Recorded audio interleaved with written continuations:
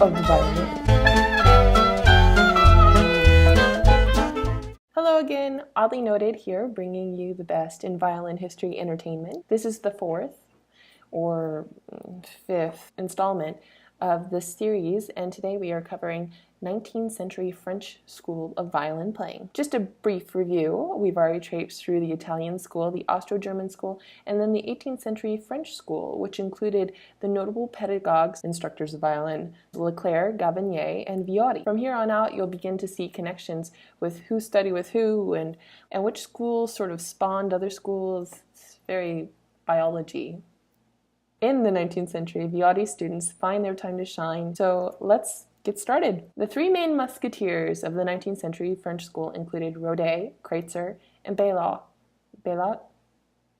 It's spelled like bail lot, but it's French, so you cut off the end, so Bailot, I assume. These three pedagogues worked together on some pretty epic projects. Rodet, for example, found and taught violin with Bailot at the Paris Conservatoire.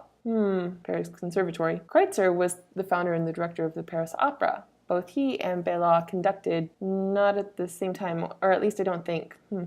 How would that work? All three of them, Rodet, Kreutzer, and Bailot, collaborated on one of the two most important French documents on violin playing, the System for the Violin. The second and most important French treatise in violin, depending on your teacher's opinion, is Bailot's L'Art du Violin. I don't think I said that right. I even wrote it into my script. I think I said that one right, but I didn't. I butchered it. Kathleen, 0 words, 5 billion. So you got these three major musketeers leading the way to three junior musketeers, all students of Bailot. Now, if you play etudes, you'll recognize these guys by their pictures. No? Don't you have signed posters of these bad boys on your bedroom walls? Nope. Well, these junior members are Mazis, Dankla, and Habeneck. They all wrote studies for the instrument. It's important to note that Habeneck brought Beethoven's music to French audiences. Oh my goodness! Monsieur Beethoven, will you sign my program? Habeneck also taught some that was funny. Habeneck also taught some upcoming legends in the violin world. Lalo, Hubert Leonard, and Allard. At this point in the episode, you may be asking yourself, what about the developments on the violin and bow? What was happening there? Are you hiding something from me? Well, are you? You just want me to fail and get a real 9-to-5 job working in a cubicle, don't you? No, friends. The violin has developed pretty much as it needs to. Our visual aid for today. We've got a beautiful, nice, big violin with a nice angled neck.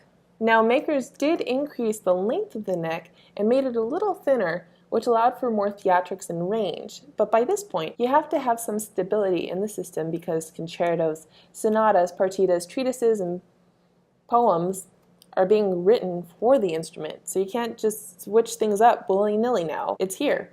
You gotta use it the way it is. You've also got a bow with a nice in curve, no more rainbows, which helps with stability and sound production. There will be a little development on the string front, but not until the 1900s, really. Now, the French school was so popular that it sort of created a branch over in Belgium. We refer to this wild seed as the Belgian or the Franco-Belgian school, which popped up around 1840, following the tradition of Bailot, Kreutzer, Viotti, and Rodet with the brilliance of Paganini. Don't worry, we'll get to him soon. Qualities that characterized the Franco-Belgian school were elegance, full tone, sense of direction, no jerks, precise left hand, and the whole forearm bowing with a quiet wrist and upper arm. You'll notice that these particular pedagogues who fall under the heading of the Franco-Belgian moved around to other countries, sending off offshoots of the French school in Russia, England, and even America. This new school, the Franco-Belgian school,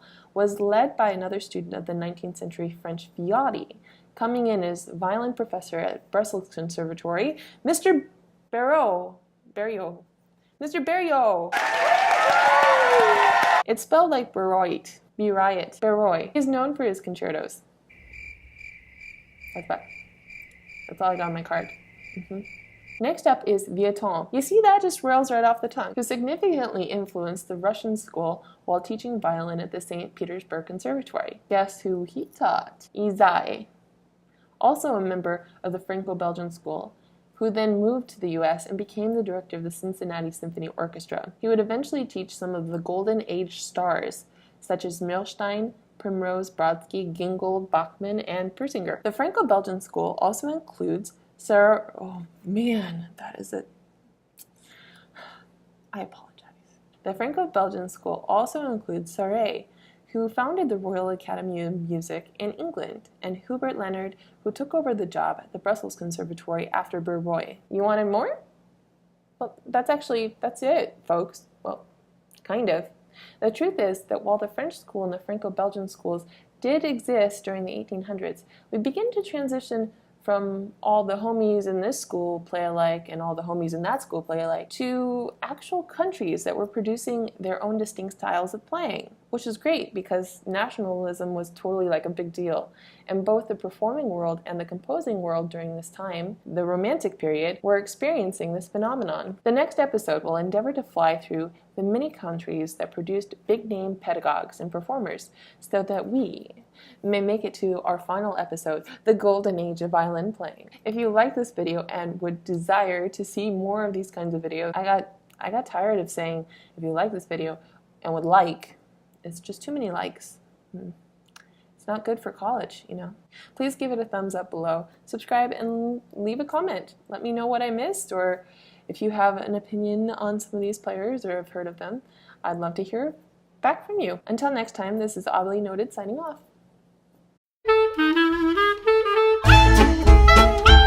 We've already traipsed through the Italian school, the Austro-German school, and then the 18th century. I don't have the right one. This isn't the right one. Oh, let's just film it the way it is. In the 19th century French school, the Audi students find their time to shine in the 19th century French school. That's very redundant. I'd like to say that sentence one more time, please.